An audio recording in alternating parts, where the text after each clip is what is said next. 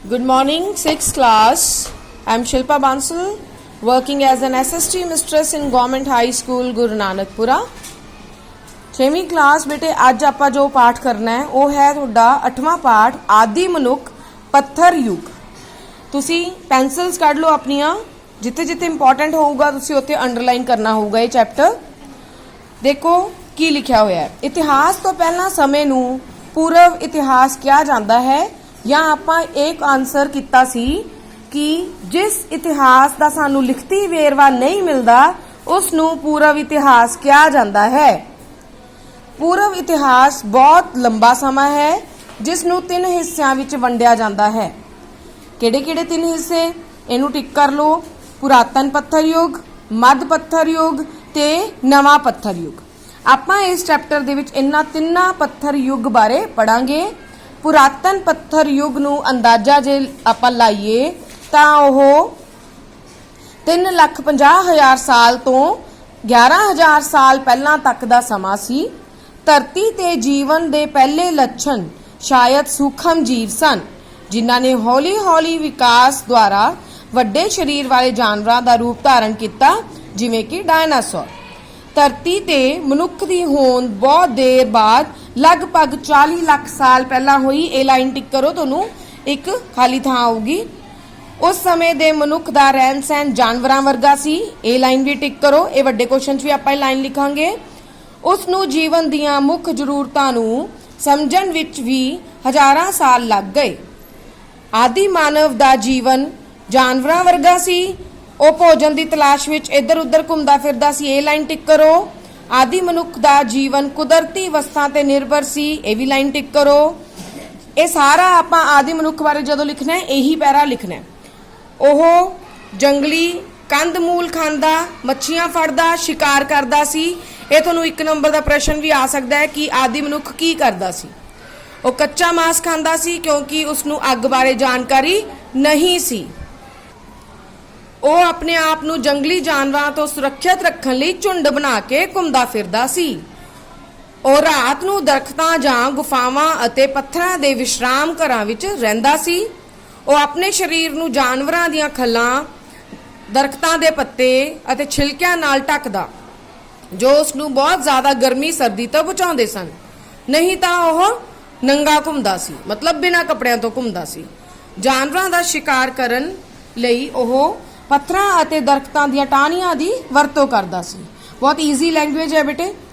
ਇਸ ਯੁੱਗ ਦਾ ਮਨੁੱਖ ਸ਼ਿਕਾਰੀ ਅਤੇ ਖਾਦ ਸੰਗ੍ਰਹਿਕ ਦੇ ਨਾਮ ਨਾਲ ਜਾਣਿਆ ਜਾਂਦਾ ਹੈ। ਇਹ ਲਾਈਨ ਤੁਸੀਂ ਟਿਕ ਕਰੋ। ਇਹਦਾ ਮਤਲਬ ਹੈ ਕਿ ਉਹ ਸ਼ਿਕਾਰ ਕਰਕੇ ਖਾਂਦਾ ਪੀਂਦਾ ਸੀ, ਆਪਦਾ ਪੇਟ ਭਰਦਾ ਸੀ। ਤੇ ਖਾਦ ਸੰਗ੍ਰਹਿਕ ਮਤਲਬ ਇਹੀ ਹੈ ਇਕੱਠਾ ਕਰਨਾ, ਕਿ ਮਤਲਬ ਜੰਗਲਾਂ ਤੋਂ ਜੋ ਵੀ ਖਾਣ ਪੀਣ ਲਈ ਸਮਾਨ ਇਕੱਠਾ ਕਰਦਾ ਸੀ, ਉਸ ਕਰਕੇ ਉਸ ਨੂੰ ਸੰਗ੍ਰਹਿਕ ਕਿਹਾ ਜਾਂਦਾ ਸੀ। ਉਹ ਆਪਣੀ ਵਰਤੋਂ ਲਈ ਪੱਥਰਾਂ ਦੇ ਔਜ਼ਾਰਾਂ ਅਤੇ ਹਥਿਆਰ ਬਣਾਉਂਦਾ ਸੀ। ਇਹਨਾਂ ਵਿੱਚ ਕੁਹਾੜੀਆਂ, ਬਰਛੇ, ਭਾਲੇ, ਗੰਡਾਸੇ ਆਦਿ ਸ਼ਾਮਲ ਸਨ, ਜਿਨ੍ਹਾਂ ਨੂੰ ਉਸ ਦੁਆਰਾ ਸ਼ਿਕਾਰ ਕਰਨ ਲਈ ਵਰਤਿਆ ਜਾਂਦਾ ਸੀ। ਕਦੇ-ਕਦੇ ਇਹ ਸੰਦ ਹੱਡੀਆਂ ਜਾਂ ਲੱਕੜੀ ਦੇ ਵੀ ਬਣਾਏ ਜਾਂਦੇ ਸਨ। ਇਹ ਤੁਹਾਨੂੰ ਪਤਾ ਹੋਣਾ ਚਾਹੀਦਾ ਕਿ ਸੰਦ ਕਾਹਦੇ ਬਣੇ ਹੋਏ ਸੀ। ਮਨੁੱਖ ਦੀ ਕਹਾਣੀ ਦੇ ਇਸ ਯੁੱਗ ਨੂੰ ਪੁਰਾਤਨ ਪੱਥਰ ਯੁੱਗ ਕਿਹਾ ਜਾਂਦਾ ਸੀ। ਇਸ ਨੂੰ ਅੰਗਰੇਜ਼ੀ ਵਿੱਚ ਪੈਲੀਓਲਿਥਿਕ ਪੀਰੀਅਡ ਕਹਿੰਦੇ ਸਨ। ਇਸ ਲਾਈਨ ਨੂੰ ਟਿਕ ਕਰ ਲਓ। यूनानी भाषा विच पैलियो का मतलब है पुराना, लिथिक का मतलब है पत्थर, मतलब इस तो भाव है पुराना पत्थर युग। नैक्सट आप पढ़ना है मध्य पत्थर युग बारे। आ जिहड़े औजार है ये की है, पुराने पत्थर युग के औजार दसे गए, अपन दिखाए गए है। अगे मध्य पत्थर युग जिहड़ा मिड दे विच आंदा है, ओह आंदा है अंदाजन 10,000 साल पहला। पुरातन पत्थर युग तो बाद मध्य पत्थर युग का आरंभ होया। इस नूं तकनीकी भाषा विच की कहा जाता है, मैसोलिथिक पीरीयड। इस लाइन नूं टिक कर लो। इस युग विच मनुख दे जीवन पद्धर विच कुछ उन्नति हुई। इस युग विच मनुख ने कई नवीं चीज़ां सीखियां, पुरानियां विच सुधार किते। उदाहरण वजों हुण उसने टुटे हुए पत्थर दे टुकड़ियां दी थां नुकीले अते घड़े हुए पत्थरां दे हथियार, कुहाड़ी, भाले, गंडासे यह वरतन लगा। मतलब पहला तो देखो ज़्यादा तिखे भी नहीं। हुण जदों अगे मैसोलिथिक पीरियड दे विच आणगे, युग दे विच आणगे, ਉਹਦੇ ਵਿੱਚ ਜਿਹੜੇ ਹਥਿਆਰ ਹੈ ਉਹ ਤਿੱਖੇ ਹੋ ਜਾਣਗੇ ਤਾਂ ਕਿ ਸ਼ਿਕਾਰ ਕਰਨਾ ਵੀ ਸੌਖਾ ਹੈ, ਜਲਦੀ ਜਾਨਵਰ ਮਰਨਗੇ, ਜਦੋਂ ਇੱਕੋਦਮ ਵਿੱਚ ਖੂਬੂਗਾ ਤਾਂ ਜਲਦੀ ਮਰਨਗੇ। ਉਸਨੇ ਉਹਨਾਂ ਨੂੰ ਲੱਕੜੀ ਦੀ ਲੰਬੀ ਡੰਡੀ ਨਾਲ ਬੰਨ੍ਹ ਕੇ ਜ਼ਿਆਦਾ ਪ੍ਰਭਾਵਸ਼ਾਲੀ ਬਣਾਉਣਾ ਵੀ ਸਿੱਖ ਲਿਆ। ਉਸ ਨੂੰ ਇਸ ਗੱਲ ਦਾ ਵੀ ਪਤਾ ਲੱਗ ਗਿਆ ਕਿ ਅਨਾਜ ਨੂੰ ਕਾਫੀ ਲੰਮੇ ਸਮੇਂ ਤੱਕ ਇਕੱਠੇ, ਇਹ ਲਾਈਨ ਟਿਕ ਕਰੋ, ਕਰਕੇ ਰੱਖਿਆ ਜਾ ਸਕਦਾ ਹੈ। ਇਸ ਲਈ ਅਨਾਜ ਨੂੰ ਬਾਅਦ ਵਿੱਚ ਵਰਤਣ ਲਈ ਇਕੱਠਾ ਕਰਨਾ ਸ਼ੁਰੂ ਕਰ ਦਿੱਤਾ।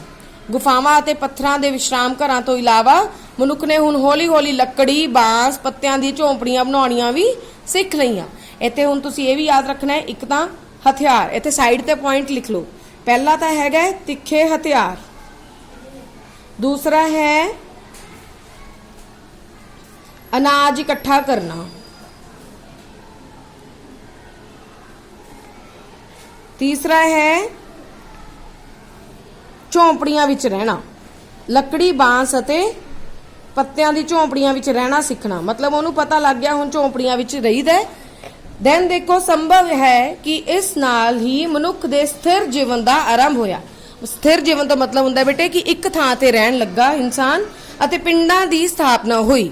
ਜਦੋਂ ਇੱਕ ਥਾਂ ਤੇ ਇੱਕ ਜਣਾ ਰਹਿਣ ਲੱਗੂਗਾ, ਹੌਲੀ-ਹੌਲੀ ਉੱਥੇ ਹੋਰ ਵਸੋਂ ਵਧੂਗੀ ਤਾਂ ਇੰਜ ਪਿੰਡ ਬਣਨੇ ਸ਼ੁਰੂ ਹੋ ਗਏ। ਮੱਧ ਪੱਥਰ ਯੁੱਗ ਦੇ ਔਜ਼ਾਰਾਂ ਦੀ ਵਰਤੋਂ ਲੱਕੜੀ ਜਾਂ ਹੱਡੀਆਂ ਦਾ ਦਸਤਾ ਜਾਂ ਮੁੱਠ ਬਣਾ ਕੇ ਕੀਤੀ ਜਾਂਦੀ ਸੀ। ਅੱਗੇ ਦੇਖੋ, ਅੱਗ ਦੀ ਖੋਜ ਤੇ ਪਹੀਏ ਦੀ ਖੋਜ ਬਾਰੇ ਆਪਾਂ ਪੜਾਂਗੇ। ਤੁਹਾਨੂੰ ਸਾਰਿਆਂ ਨੂੰ ਇਹੀ ਪਤਾ ਹੈ ਅੱਗ ਕਿਵੇਂ ਬਣੀ ਸੀ। ਆਪਾਂ ਕਹਿੰਦੇ ਆ ਕਿ ਪੱਥਰਾਂ ਨੂੰ ਜਦੋਂ ਉਹਨੇ ਰਗੜਿਆ ਤਾਂ ਉਦੋਂ ਅੱਗ ਪੈਦਾ ਹੋਈ। ਮਨੁੱਖੀ ਸਭਿਅਤਾ ਦੇ ਵਿਕਾਸ ਵਿੱਚ ਅੱਗ ਦੀ ਖੋਜ ਮਨੁੱਖ ਦੀ ਇੱਕ ਮਹਾਨ ਪ੍ਰਾਪਤੀ ਸੀ। ਸੰਭਵ ਹੈ ਦੋ ਪੱਥਰਾਂ ਨੂੰ ਆਪਸ ਵਿੱਚ ਰਗੜਨ ਨਾਲ ਅੱਗ ਪੈਦਾ ਹੋਈ ਹੋਵੇ। ਇਸ ਨਾਲ ਮਨੁੱਖ ਨੇ ਅੱਗ ਬਾਲਣਾ ਤੇ ਭੋਜਨ ਪਕਾਉਣਾ ਸਿੱਖਿਆ।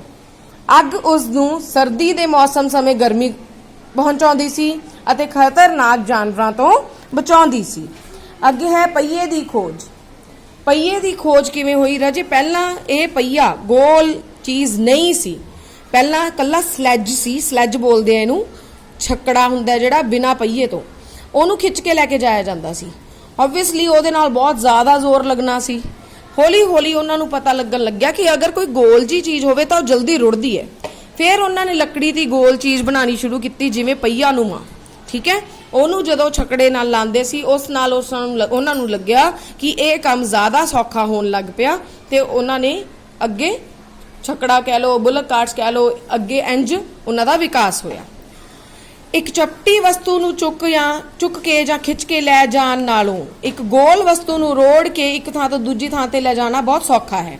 ਸੰਭਵ ਹੈ ਮਨੁੱਖ ਨੇ ਲੱਕੜੀ ਦੇ ਗੱਠੇ ਨੂੰ ਰੇੜ ਕੇ ਇਹ ਗੱਲ ਸਿੱਖੀ ਹੋਵੇਗੀ।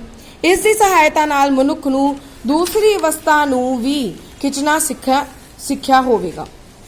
ਲੱਕੜੀ ਦੇ ਗੋਲ ਗੱਠਿਆਂ ਦੇ ਪਹੀਏ ਦੇ ਰੂਪ ਵਿੱਚ ਵਰਤੋਂ ਕਰਨਾ ਸੰਭਵ ਹੈ ਕਿ ਮਨੁੱਖ ਦਾ ਮਸ਼ੀਨੀ ਯੁੱਗ ਦੀ ਦਿਸ਼ਾ ਵਿੱਚ ਪਹਿਲਾ ਕਦਮ ਸੀ।